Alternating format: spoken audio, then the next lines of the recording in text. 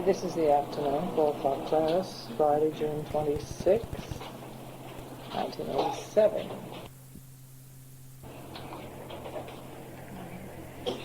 Joel said, there is no unmanifest God. And a number of years ago at the Del Mar class, we were doing the Bhagavad Gita, and a question came up about that. And I remember that there was something in the Bhagavad Gita that brought that question to the fore, and we didn't have an answer for it. So we took it into meditation, and if I remember correctly, the answer came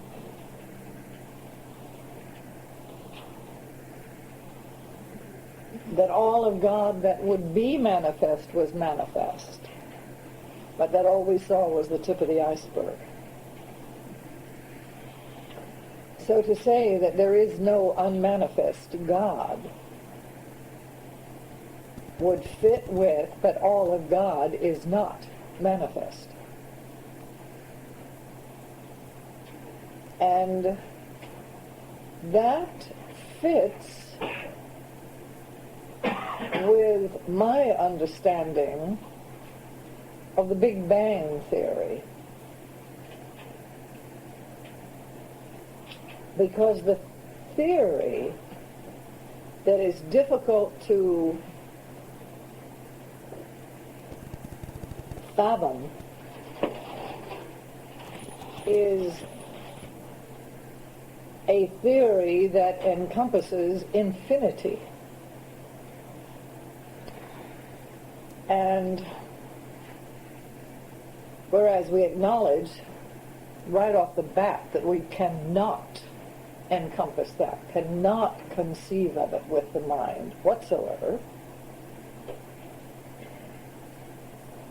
it doesn't stop this crazy mechanical doll from thinking and wanting to or trying to come up with a theory that would explain that. And the only one that ever made me satisfied was sometime in some Eastern literature. I read something about God breathing in and breathing out. And I said, aha, that would be the only thing that would explain infinity. Because the problem with the Big Bang Theory is, I read it in Hoyle, his book called The Expanding Universe, is that he sets up a constantly expanding universe with never an end to expansion. And somehow that didn't hit my logic. And then many years later we find out about the black hole, which sucks things into it. And I thought, now that is a way of believing in infinity. If God breathes out to the end of his breath, what? 200 billion years, and then begins to breathe in, and instead of sending everything expanding, now he begins a great contraction that takes another 200 billion years, pulls it all in, to what? To the unmanifest. But God just the same. And then begins to breathe out again. Of course, since they call it the Big Bang Theory, one does get a picture of God sneezing the universe into existence rather than breathing it into existence. But that satisfied my brain. And I have been satisfied to sit with that as my theory of the creation of the universe ever since. If that amuses you, you can consider it. If it doesn't, you'll have to find your own. But that pretty well answers your question, doesn't it? Yeah. Yes. What about the statement he's made where he says that the invisible becomes visible upon recognition? Wouldn't that be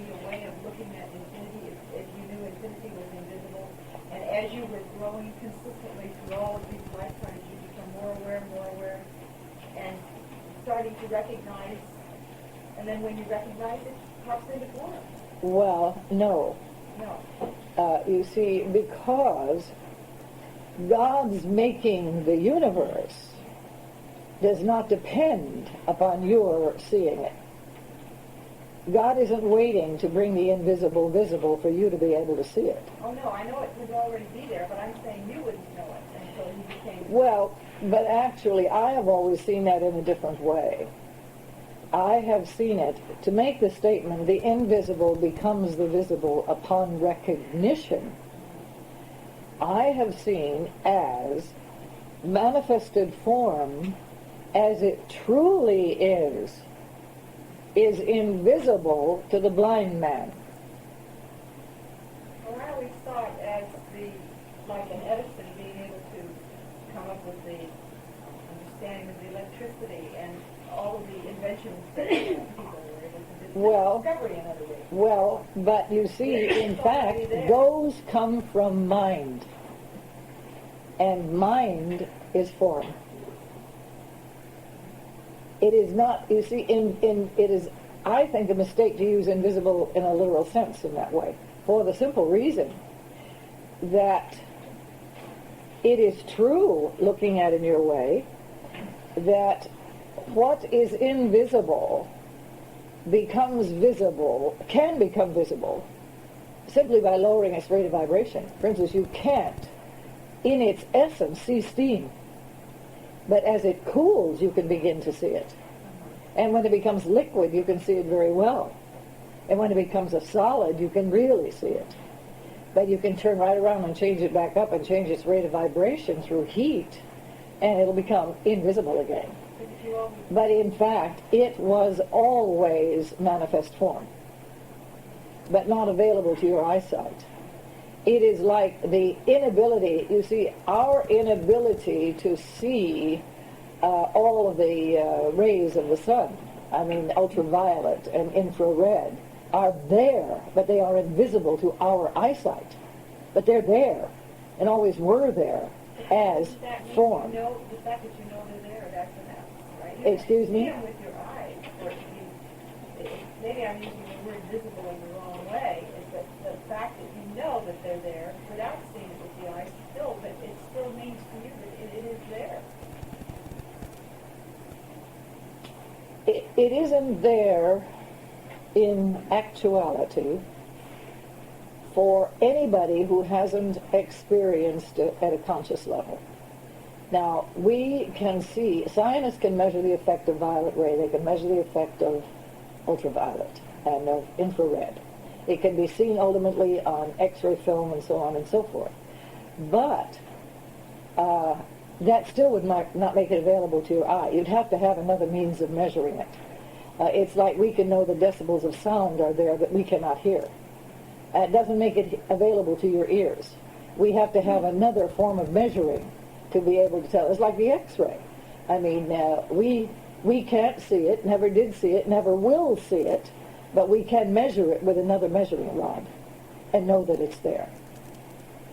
But that, to me, would be saying the visible becomes visible, the invisible becomes visible on recognition, and bringing it down to concrete human 3D terms. And I don't think that Joel was talking about at all. When he was talking about the invisible becoming visible upon recognition, he was talking about the real becoming visible when you can see it. But that's spiritual. You might see that kind of vision just do with your eyes closed. Do you follow me? So the Joel statement was a spiritual statement, not a concrete statement. No. I don't think he meant it that way at all. Not to me. What he meant was that, let us take a lot of the stuff that we've been talking about all week. We've been talking about mother love. Until it is recognized, it is invisible to you. Right? But it's never visible to your eyesight.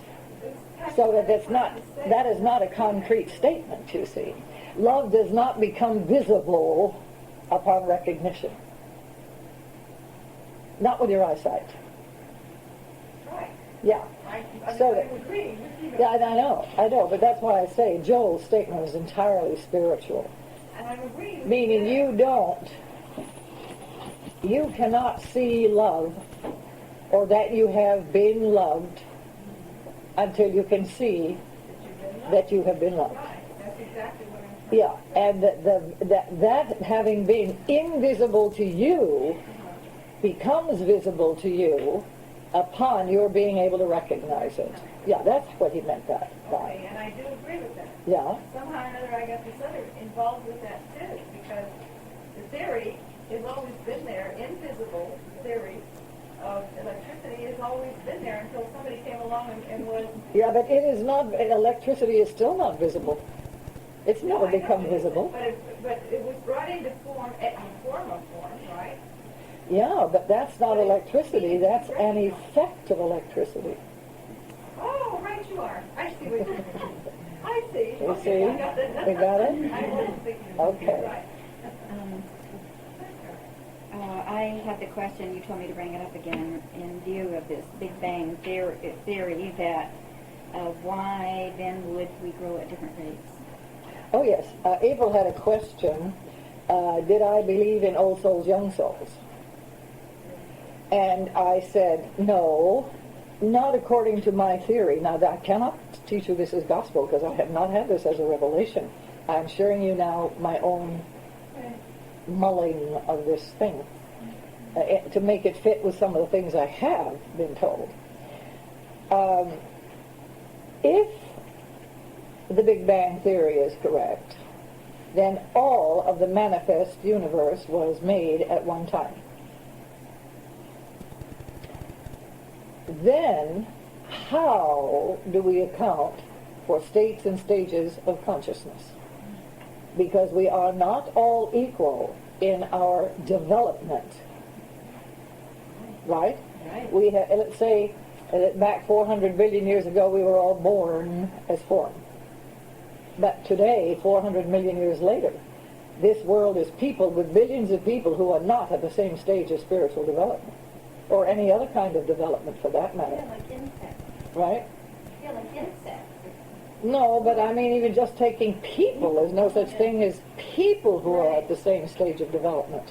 Right. So the question was, is that because one soul is older than the other, and the other one is younger than the other? And I said, no. And then Lily's question was, why not?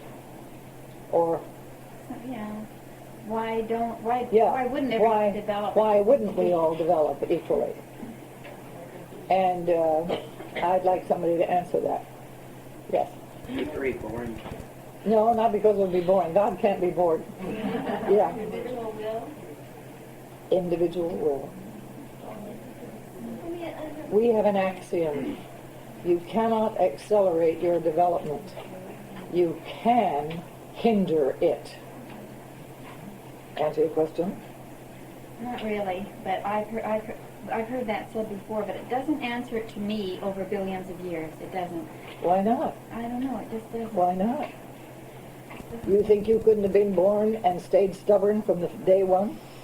Well, I guess I did. I mean, you could have been a reluctant dragon from the very beginning. Yeah, but that doesn't make sense to me. That doesn't make Well, you sense. think about it till it does. How can one amoeba be more stubborn than another amoeba? Yeah. Oh, because it has intelligence.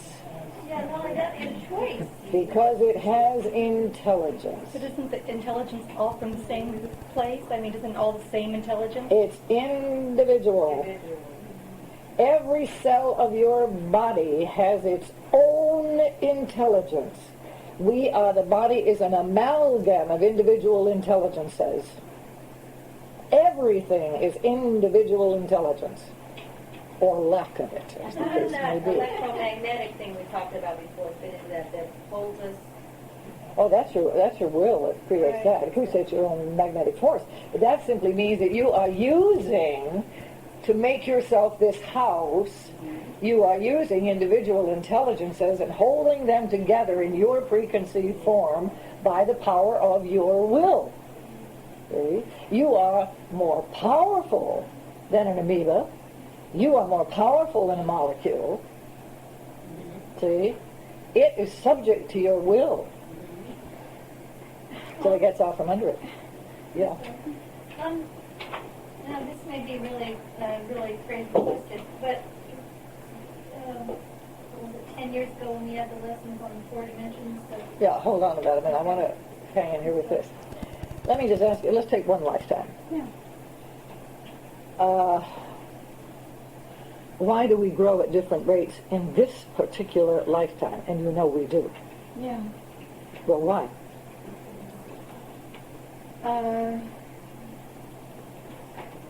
What makes some grow faster than others?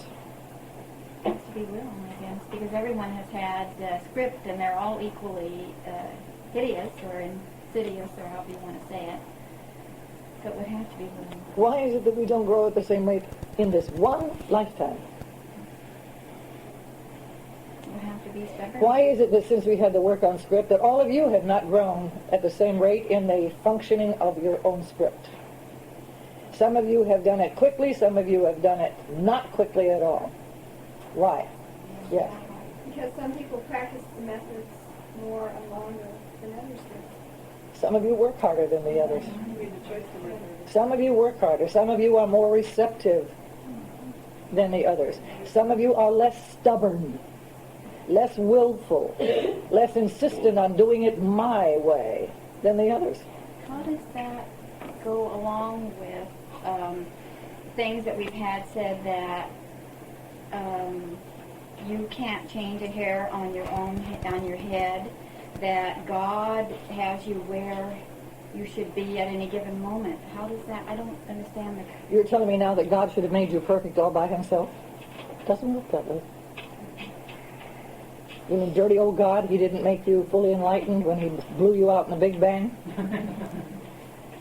No, but He didn't. He blew you out and left you free. Don't blame him for your lack of growth. No, he left you free.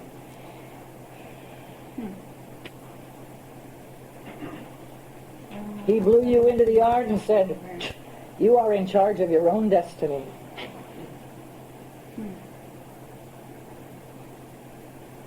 And those of you who don't like that, look to that as to why you don't make more progress.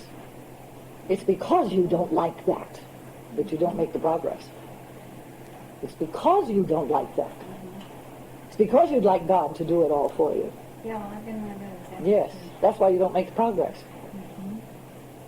You want to sit back like this and say, fix me. And that's why you don't make the progress. And those who are eager to fix themselves, and who will pick up the shovel and dig, and who will run instead of saunter. What makes us different in personality? Because that's personality. Erica? Well, one thing that I don't know if this might help Lily or not, in that when you said God has us exactly where he wants us, I took that to mean, and in fact you've said this, that if he wanted to, he could lightning bolt all of us and grow us up immediately. But where he... We could go right out to the end of the breathe out and go right back to the breathe in. That's right. But I took that to mean that where he wants us is that he is satisfied for us to grow at whatever rate we choose. Precisely. Therefore, not that he's brought us there and left us there or is keeping us there. Oh, he hasn't turned you loose. Like Joel says, he didn't make me to turn me loose. No. He hasn't turned you I loose. don't mean that, but I mean that where the rate that we are choosing to grow at, Absolutely. he's satisfied with. Absolutely. And that's what I Absolutely. And tell me the loving reason for that. Respects us. Not only that he respects you, but it's more than that. It's more than that. Because time is nothing to go. No, it's because, Lily, you can't go into heaven unaware. You have to be God to get to heaven. You have to be totally aware. You have to be completely as aware as God is to be God. Right? What we've been told. Yeah. begin to do some of your own thinking. Don't just sit and wait to be told everything. Don't just sit waiting to be spoon-fed. Do some hard thinking on your own. Dig some of this out with your own sweat. Because it's a question of awareness. It's nothing but awareness. When this is fully aware, you'll know all of that. It'll no longer be Yeah, but, yeah, but. I like that, yeah, but. I mean, You'll be blowing out and breathing in. So you had a But question. you can't be God. We are on the way of the Holy Spirit bringing us into all wisdom. All wisdom. For you know everything. Well, if you have any concept of that at all, you know we're a long way from there. Yes. Does that correlate with life is for living and happiness is in Absolutely. pursuit? It's just let us enjoy Absolutely. it. Absolutely it correlates with So that. does that mean when you ask the question about personalities, why we have different personalities, is that because, like we were talking about yesterday, our interests, that maybe, like, Oh, yes, that has something to do with it. But it also has to do with God being infinite. And when he blew out the flowers, he blew out quite a number. Right? And when he blew out the trees, he didn't limit himself. right, just create. You know? Yeah. God, when he blew out the insects. You know? He doesn't limit himself. And when he blew us out, don't you know there's no such thing as two fingerprints that are the same? Or a snowflake? How'd you like to be charged with blowing out a different design of a snowflake? But you can't repeat yourself. I'll tell you why some grow faster than others is some are lazy and some are not. And it's a question of being lazy. Lazy. Those who are not lazy pick up a shovel and dig. And those who are lazy sit and wait for somebody to hand it to them. And we don't grow at the same rate. Even the ones who are not lazy will run around, fall down, get bloody, pick themselves up, run in another direction, fall down, get bloody. But they're going somewhere.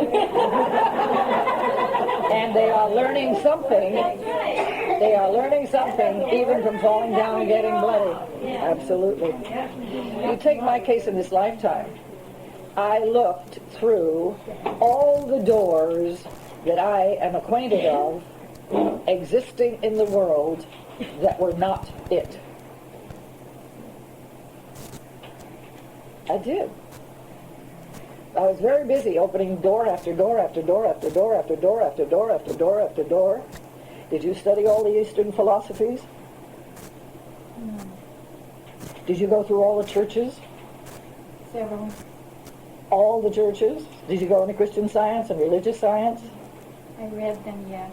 Yeah. And Mormonism and theosophy Yeah. and Okay. so on. But I didn't All do right. all of them. You didn't go Eastern? she found you. Yeah. But that's, I only studied for maybe the year before I found you. I mean, really studied. Yeah. Before that, I was not doing that. but ask yourself why. See? You were choosing for comfortable. Yes, I was. I'm going to tell you, Taken care of. the worst thing that can happen to you is to choose for comfortable, and there are a lot of you in here who do that. Yes. Besides, if everybody progressed at the same rate, for lack of a better phrase, it would be more exaggerated over time. Right? I'm not following you. Well, everybody given their own will to progress at a certain rate over a long time, that would be more exaggerated as to. I don't know. It wouldn't really. If everybody had the same will, the same personality, then we probably would go forward exactly together like little mechanical It dolls. would be so unfair if those who work You know? Well, no, everybody would then work the same. Oh, well, yeah, I mean, No, you see, what you don't want to accept is responsibility for your life. You are the cause of all of it.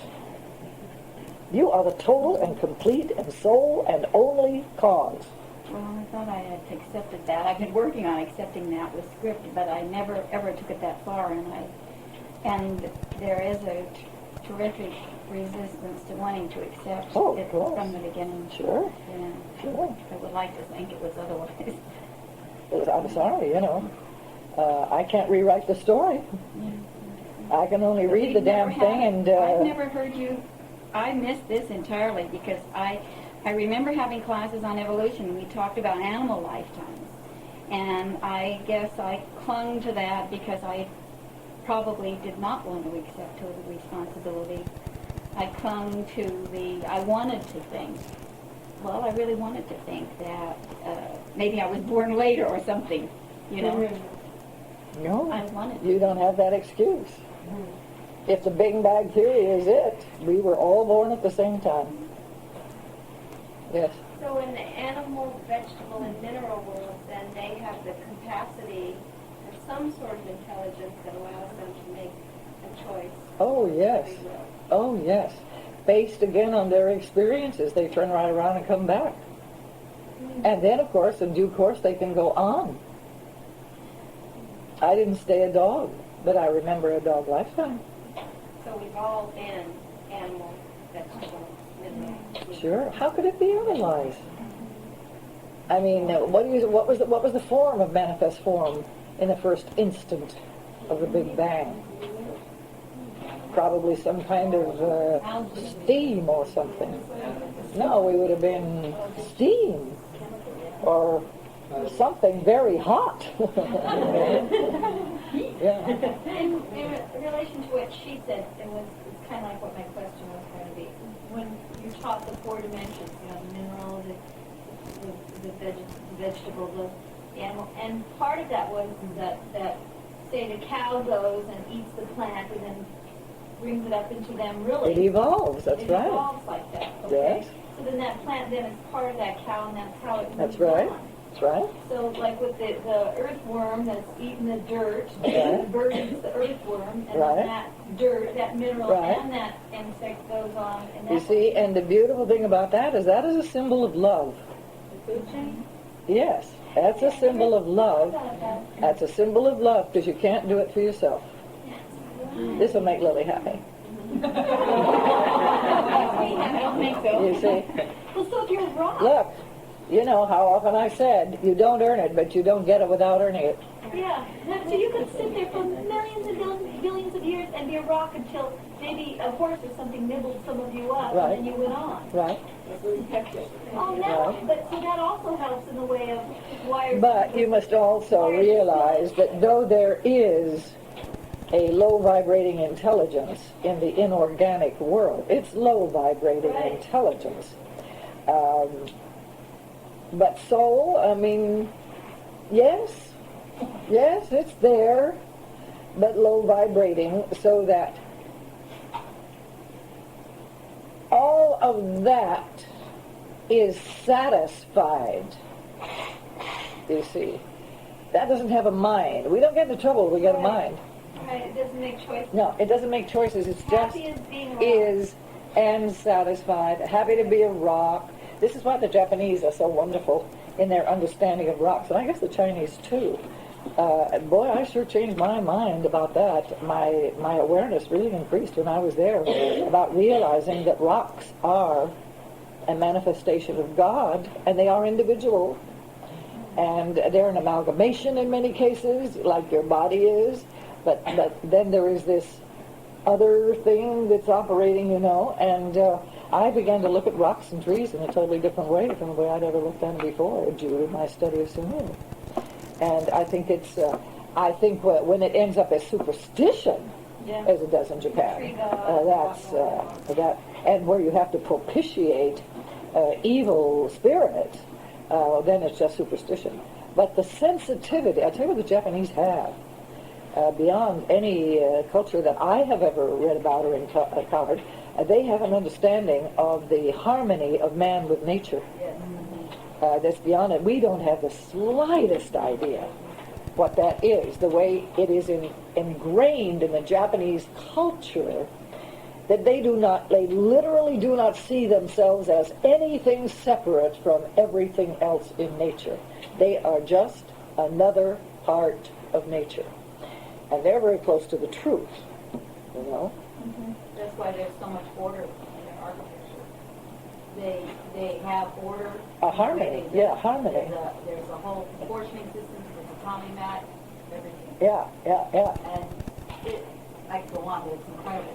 Well, you know, that's one of the interesting things, is that how much we all have to learn from each other, the different cultures. We haven't even begun to get the benefit that each culture has to contribute to the world. We're still fighting each other instead of learning what has to be learned. But if we destroy the concept of good and evil, maybe we can get going on to something that's important. Somebody had a hand up, yes. What about where Joel talks about each nation within itself has everything there that it needs to be self-sufficient, but it's not aware enough yet to demonstrate? Well, I don't think you have it quite right, because the fact is that wherever man has been able to survive, he has had whatever he needed to survive, or he wouldn't be here today.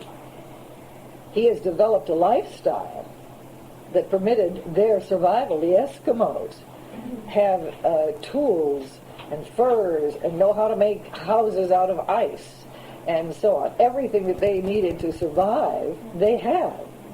But then in comes civilization, as Joel was talking today on the tape. In comes civilization, brings disease with it, and lust and greed and malpractice and disharmony, and now that whole thing is corrupted. And you know my story about Tahiti. Tahiti had, with poi and coconut and fish, perfect diet. And when Cook went to the Tahitian Islands, in his logbook, one of the things that he remarked about was their glorious, white, strong teeth. Now, you all know what I found in the 70s, with the advent of Coca-Cola on the scene. The Tahitians had no teeth anymore. So they did, nature, in planting them there, or them planting their cells there, they did have everything they needed to survive. That's how that was met. Yeah, I thought, because you say that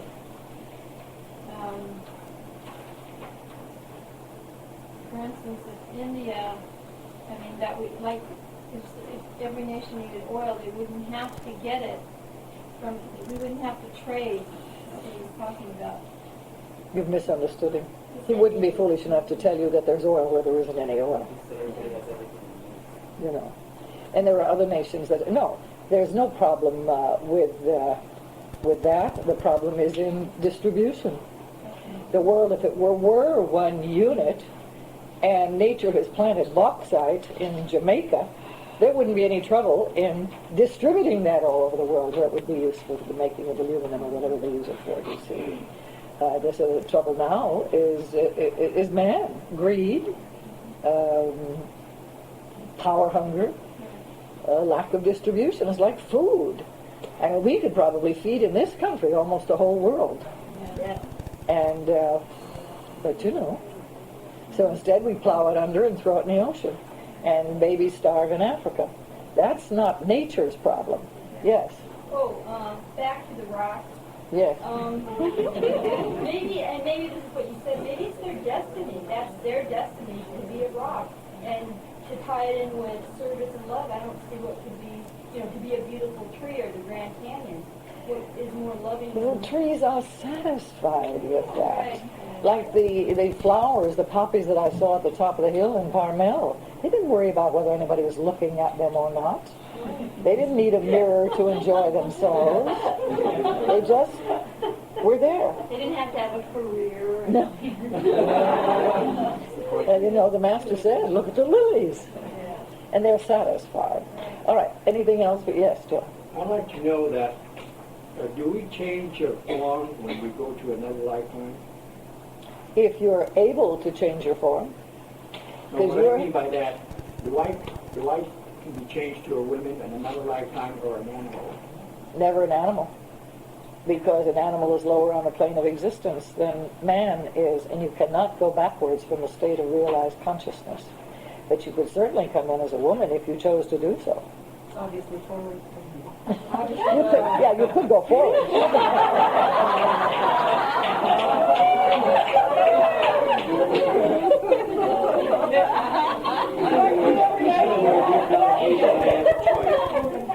Well, at least I wasn't so stubborn to get there then. At least I wasn't too stubborn to get there then in life.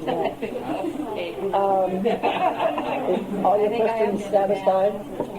All right, now, I want to go, this is review on the steps of script. And as we go through these, I want you really to examine where you are able to practice.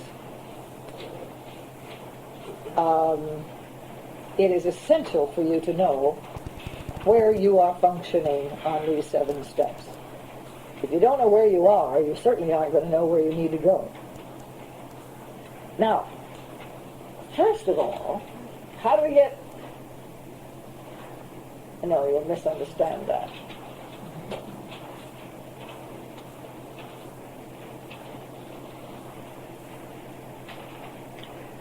What puts any part of the method in gear? Mark? What? Some kind of an event. Well, but what kind of an event triggers? There you got it. There you have it. The first thing, the first event that should trigger in your mind, here comes script, is emotion. Now, give me an example of an emotion that should tell you, here comes script. Suzanne? Feeling defensive. Feeling you needed to explain yourself. Feeling you needed to fix something. Getting your feelings hurt. Or discovering that you'd hurt somebody else's feelings. Any kind of what we call emotion, right? Should immediately send off a bell in your head, here comes script. Now, if it doesn't, then you have not even accomplished step 1. Yes. When we're talking about the emotion, I have felt that many of these, there's just that little bit of, it's not even like my feelings are hurt, it's almost like a little tilt. Right. That's why in one of the previous classes not too long ago I said, well, we might even not call it emotion, we can even call it reaction. Just a tilt. Now, you're going to have to be alert to catch that. Is there anybody who doesn't feel he catches it right away? What the thing was, there was sometimes. In other words, you're really telling me that after 2 years, you can have an emotion and your brain doesn't say script. Well, not right at the moment. Not necessarily. Well, I'm going to tell you, you're not working hard enough. But I'll work harder. You're not working hard enough. We have had this for 2 years. And you should be so perfect at recognizing script that you could leap into step 1 and never, ever, ever, ever, ever, like walking a tightrope, you don't make mistakes. I think that what most people were trying to say is that there are subtleties, at least there are subtleties that I don't always pick up, although I can... Why not? You've had 2 years to pick up the subtleties. I mean, an emotion is an emotion is an emotion. A reaction is a reaction is a reaction. Are you going to tell me that after 2 years you do not know what a reaction is? And you so little don't know it that you can't recognize a reaction when you have one? Well, sometimes I have found in myself that later I will find out that I must have had a reaction because of events that follow, although at the time I didn't feel anything in myself. Not even like, I didn't even feel like a blink of an eye. It's a good point. What's going on when you are having a reaction and you don't feel it? Judging? You're reading someone else's mind. Not judging. What What state are you in if you are having a reaction and you don't know it? Well, you're born hypnotized. I don't need that answer. What state are you in? If a reaction is going on and you don't feel it or know that it's there, what state are you in? You're in the script. You're on the script as a child. You're not into this. You're unaware. You're unaware. Will you excuse yourselves for being unaware? I'm not excusing it. No.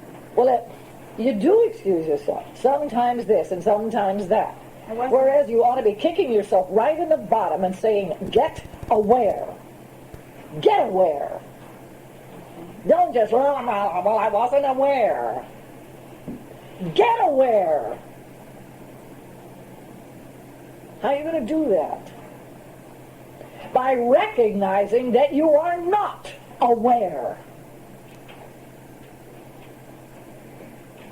That you're half numb still. That you're still asleep some of the time.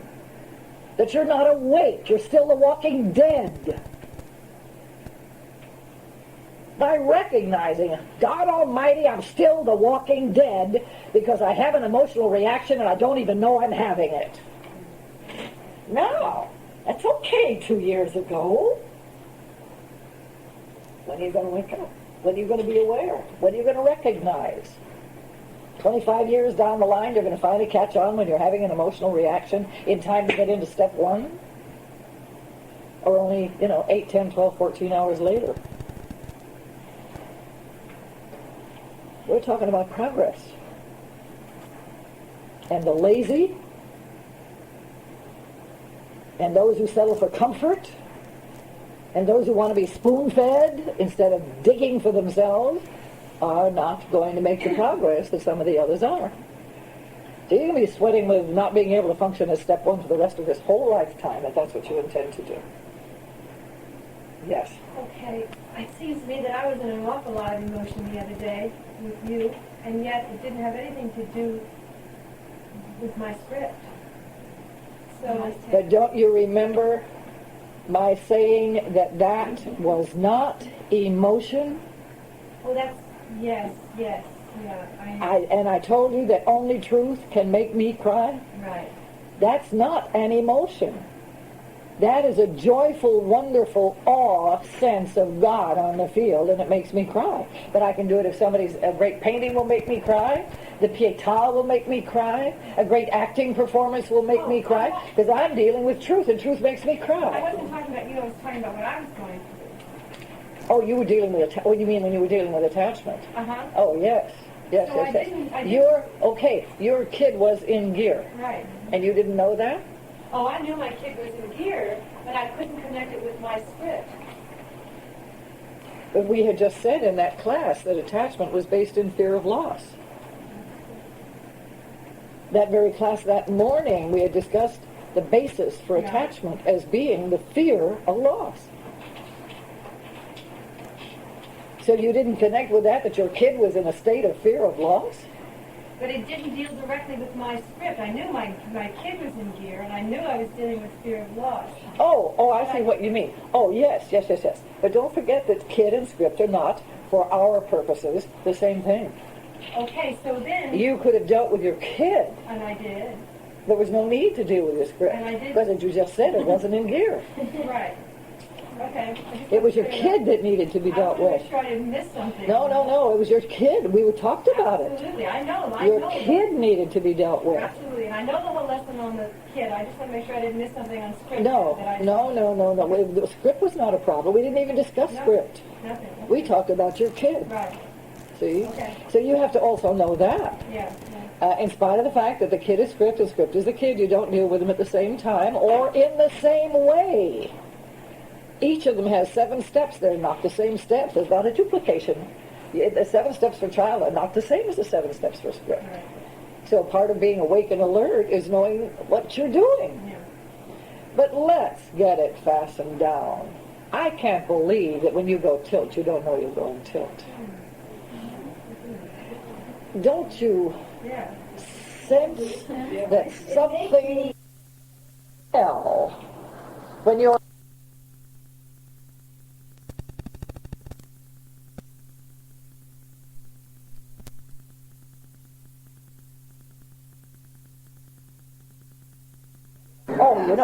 everybody suffers about the weather. But can't you tell when you're really uncomfortable? Yeah. Well, then that's the time to deal with script. Huh?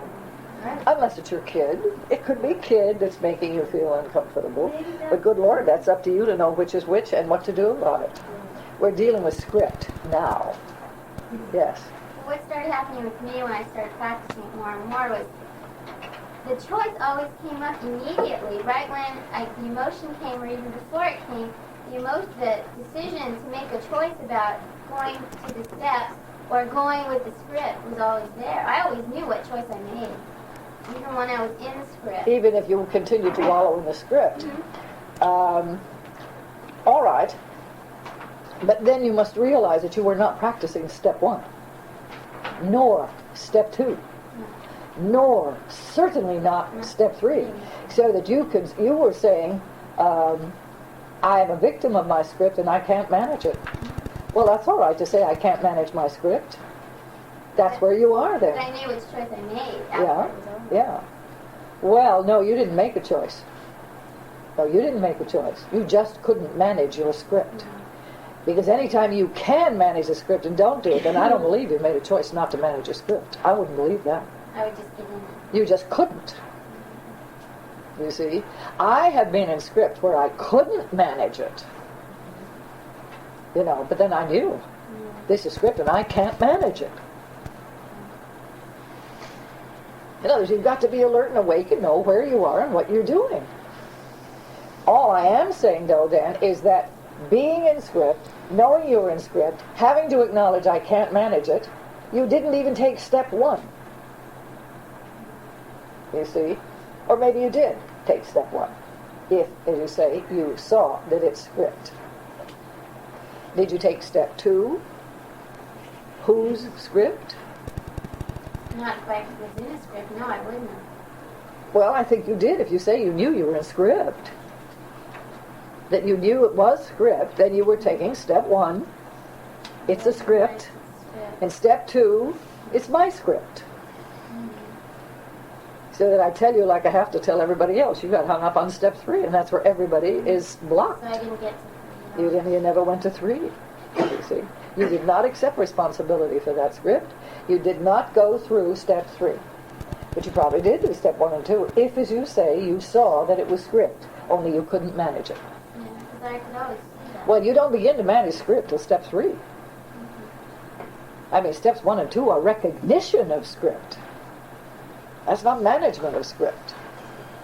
You don't begin to manage it till you're at step 3, where you start to take responsibility for it. Anybody else? All right, let's go back to script then. So, well, now, in fact, this has been very helpful, what she brought up. Her saying, I knew I was in script, but I went right on in it anyway. But she did take step 1 and 2. Now, then there isn't any reason why all of you can't take steps 1 and 2.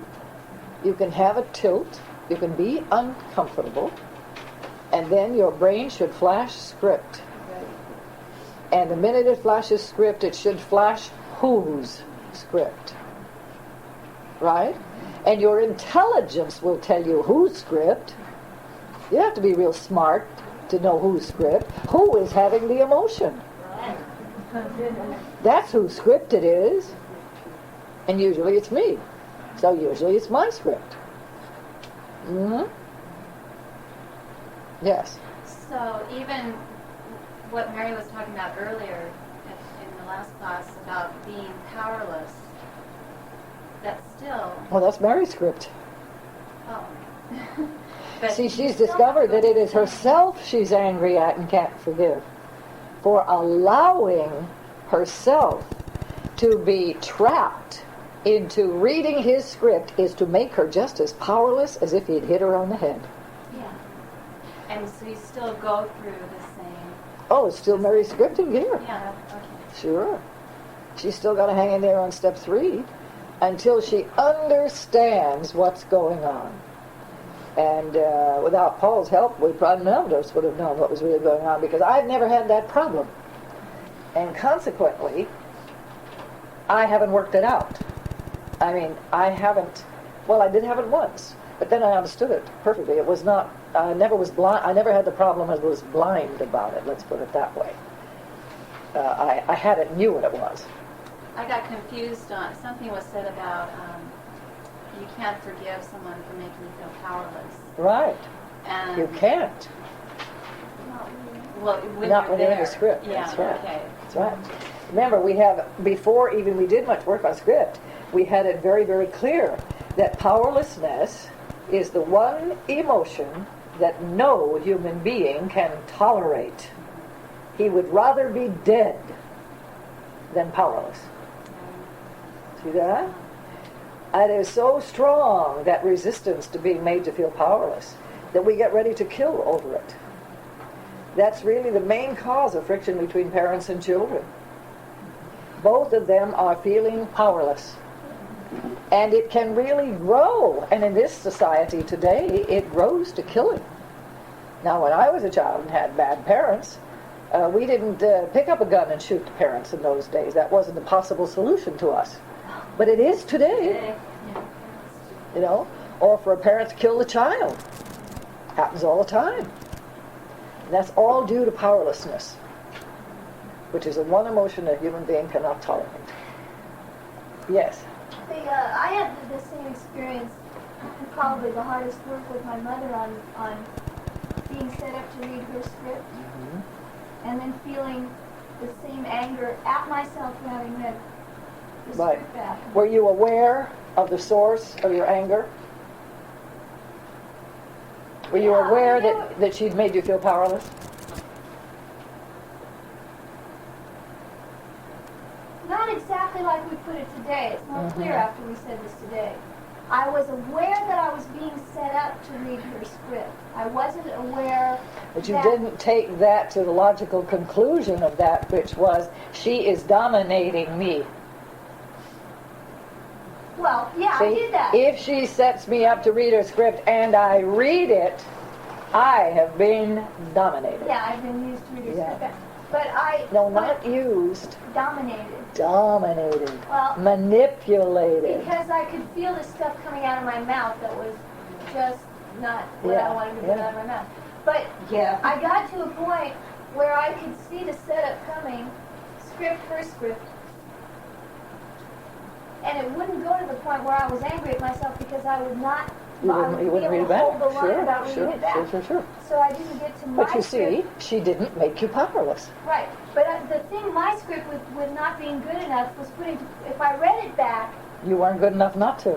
then That's I wasn't right. good at, not only was I got really angry because I wasn't a good enough daughter, I wasn't good enough to read it back, I wasn't good enough spiritually, I Right, wasn't absolutely. good. And so my script fell right in, and Sure, so it's not my anger sure, at her. sure. So it was around and around and around and Right. around. And she's not aware about setting it up, so No, she does it every time. she doesn't know anything about it, period. Yeah, so she does it all the time. You know? Right. So it's just learning. But it's up to you. It's not up to her. Start learning to recognize it and stop it right there. Right. Yes, Paul. It's further complicated. Because you're not angry with yourself, you're angry with your child, and it pushes it back in the positive. Because the child is upset. That is true, but for a slightly different reason. It is the child that can't stand feeling powerless. Yeah. See, not the adult. Adult doesn't have a feeling like that. What I So that, yet, I know, I said, yes, it is the child. You're absolutely right. But I want to link the child's anger with the fact that it is the child that's feeling powerless. Sure. And that's where the anger is coming from. Sure. Yeah, right? So when you, as a focal point of awareness, see the child and don't recognize that it's the child who's being angry, when you say it's me who's being angry and you castrate yourself, Absolutely. sometimes castrate yourself, Immobilize what do you do? You shove yourself. the child right back down. Yeah. The child won't trust you, and the That's child right. will come up and join you. And That's you know. right, that's right, that's right. It's a very There's no interesting- substitute for having your adult in gear. No, there's no listen, if this were not subtle, and if it were not evil, the world would have had it, and it would be at peace. As far as I know, this is the only group on earth working with this in this way. So, don't be surprised if it's a little difficult of achievement. But it is never going to be achieved if you don't get in and dig. I mean, you can't sit back and think God's going to make you perfect, because He doesn't care. He couldn't care less. I'm perfect, He says. I don't care whether you are. Now, so, if I'm in step 1, I know script is in gear. It should immediately flash to my mind whose script, and I examine it on the basis of who is having the emotion. That's always the proof of script. And therefore, if I find that it's mine, what do I do about it? Right, I got to go to step 3. If it's mine, I have to deal with it and go to step 3. But suppose it's his emotion. Now what? Yes, Mom. If you have the power within yourself not to read it back, that's what you don't do. In other words, you jump, I think it's to step 6. Yes. Step 6, you don't participate. You go right to step 6 if it's somebody else's script. Now, suppose it's both of your scripts. You split fast. Split fast. Don't let another word out of your mouth, because you'll be going nowhere. You have to get calm and quiet and your adult back in gear in order to resolve the situation, if it can be resolved. But it has to be resolved by your adult in gear. Okay? Mm-hmm. All right. Now then, it's my script, so I have to go to step 3. Step 1 is recognize. Step 2, analyze. Step 3, accept. Accept. 100% responsibility.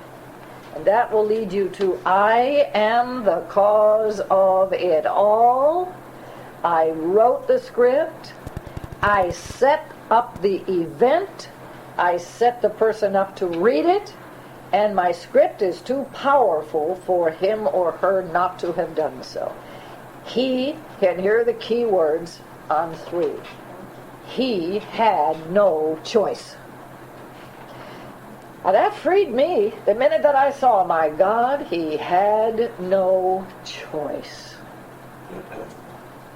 I have a question, Barbara. Yes. For me, I have to tell you that I have reached that enlightened state with other significant instances in me. So you don't have that anymore at all, where you just can't forgive somebody? I mean, I'm grateful to hear that you reached that, because it gives me, hope. I hate to say hope. Not to my knowledge. Not to your knowledge. Not to my knowledge. I just put the light around inside, and I can't find any unforgiven spot. And not only that, but I am being lifted into, is that so quickly and so much of the time, that I have the inner feeling that I have turned the corner on that. But I'm not walking on water, and I could slip and fall tomorrow. But right now, I don't seem to be having any difficulty with it. And above all, not forgiveness. But I think the reason for that is that right in the beginning, I never had any trouble accepting responsibility. But I'm not